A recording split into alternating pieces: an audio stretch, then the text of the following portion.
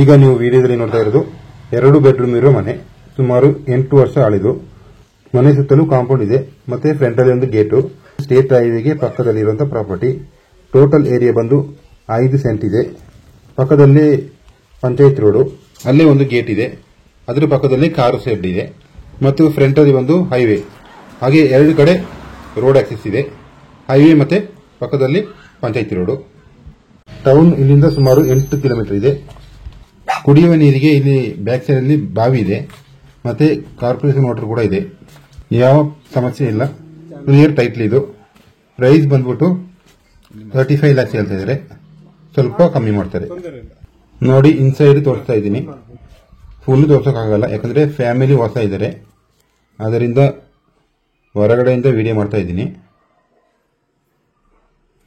ಈಗ outside video ಮಾಡ್ತಾ ಇದ್ದೀನಿ.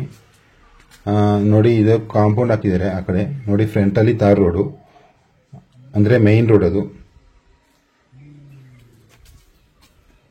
ಇದರ ಬಗ್ಗೆ ಹೆಚ್ಚಿನ ಮಾಹಿತಿ ಬೇಕಾದಲ್ಲಿ ಈ ಮೇಲಿನ ಮೊಬೈಲ್ ಸಂಖ್ಯೆಯನ್ನು ಸಂಪರ್ಕಿಸಿ.